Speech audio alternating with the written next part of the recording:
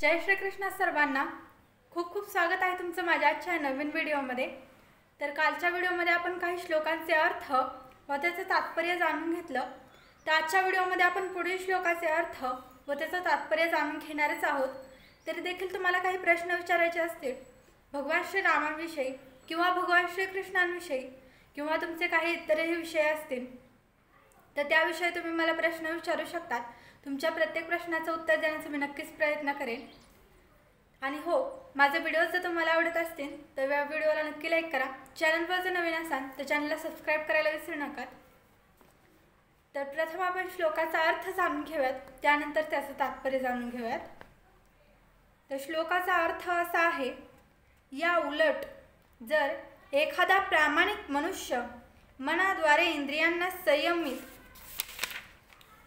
करण्याचा प्रयत्न करीत असेल आणि आसक्ती न ठेवता कर्मयोगाचा प्रारंभ करीत असेल तर तो अधिक श्रेष्ठ आहे।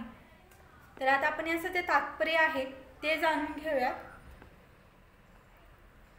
सौर अविचारी जीवन आणि इंद्रिय तृप्तीसाठी भोंदू अध्यात्मवादी होण्यापेक्षा मनुष्याने स्वतःचा व्यवसाय करीतच जीवनाच्या ध्येयाची प्राप्ती करीत राहणे हे कैकपटीने श्रेष्ठ आहे। जीवनाचे वास्तविक ध्येय म्हणजे भवबंधनातून मुक्त होऊन भगवत धामात प्रवेश घेणे हे होय, किंवा आत्मकल्याण श्री विष्णूंची प्राप्ती करण्यातच आहे। संपूर्ण वर्णाश्रम पद्धती व्यवस्थापन अशा रीतीने करण्यात आली आहे की ज्या योग्य आपण श्री विष्णूंची प्राप्ती करू शकू। एखादा गृहस्थश्रमीही आत्मसाक्षात्कार प्राप्तीसाठी शास्त्रामध्ये सांगितल्याप्रमाणे संयमित जीवन व्यतीत करून आसक्ती न ठेवता आपला व्यवसाय करू शकतो आणि आध्यात्मिक प्रगतीही करू शकतो। जो प्रामाणिक मनुष्य या पद्धतीचे पालन करतो तो निष्पाप लोकांना फसविण्यासाठी प्रदर्शनीय आत्मवादाचा स्वीकार करणाऱ्या पाखंडी व्यक्तीपेक्षा श्रेष्ठ आहे। केवळ उदरनिर्वाहाकरिता ध्यान करणारा भोंदू योग्यापेक्षा मार्गावर झाडू मारणारा प्रामाणिक कर्मचारी कितीतरी पटीने श्रेष्ठ आहे। तर आता आपण पुढील श्लोकाचा अर्थ व त्याचं तात्पर्य जाणून घेऊयात।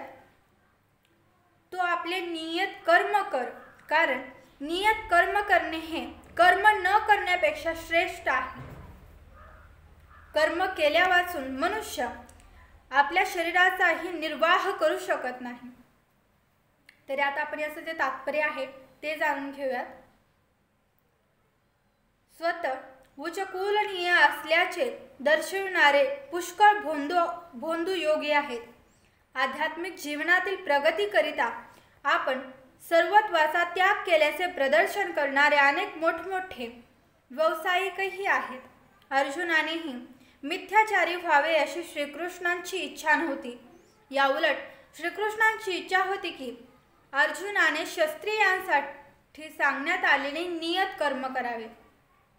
अर्जुन गृहशास्त्रमी आणि सेनापती असल्यामुळे त्याने गृहशास्त्रमी आणि सेनापती राहूनच क्षत्रियांसाठी सांगण्यात आलेल्या धार्मिक कर्तव्याचे पालन करणे हे त्यासाठी हितकारक होते।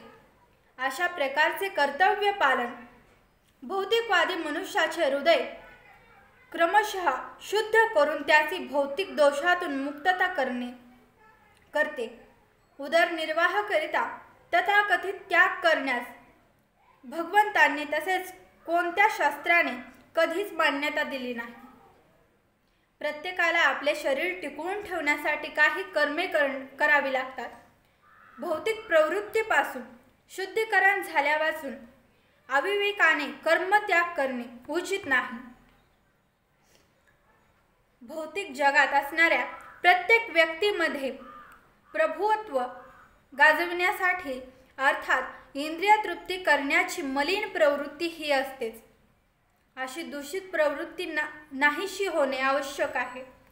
नियत कर्माद्वारे असे केल्यापासून मनुष्याने कर्मसन्यास घेऊन दुसऱ्याच्या जीवनावर तथाकथित अध्यात्मवादी होण्याचा कितीही प्रयत्न करू नये। तर आता आपण पुढील श्लोकाचा अर्थ व त्याचं तात्पर्य जाणून घेऊयात।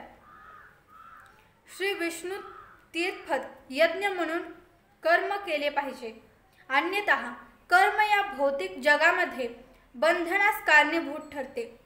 म्हणून हे कैतय्या, तो आपल्या नियत कर्माचे पालन श्री विष्णूंच्या संतोषार्थ कर आणि या प्रकारे तू सदैव कर्मबंधनातून मुक्त राहशील। तर आता आपण याचं जे तात्पर्य आहे ते जाणून घेऊयात।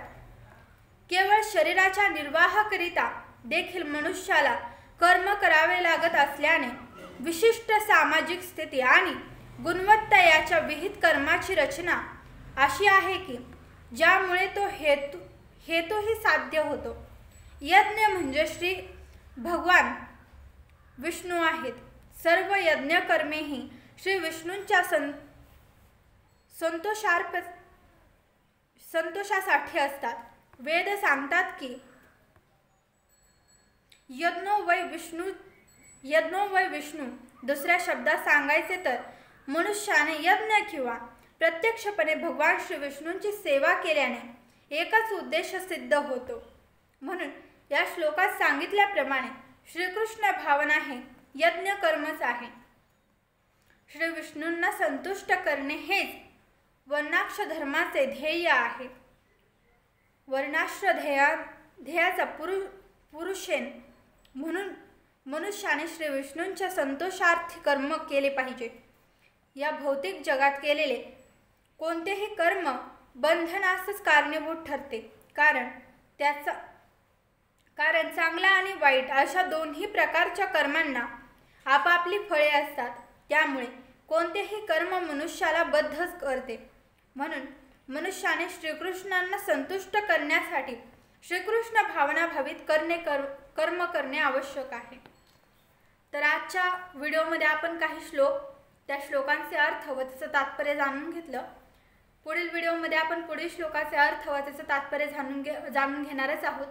तरी देखील तुम्हाला काही प्रश्न विचारायचे असतील तर ते तुम्ही मला विचारू शकतात। आजचा व्हिडिओ जर तुम्हाला आवडला तर व्हिडिओला नक्की लाईक करा। चॅनलवर जर नवीन असाल तर चॅनलला सबस्क्राईब करायला विसरू नका। भेटूयात माझ्या पुढील येणाऱ्या व्हिडिओमध्ये। तोपर्यंत जय श्रीकृष्ण, जय श्रीराम।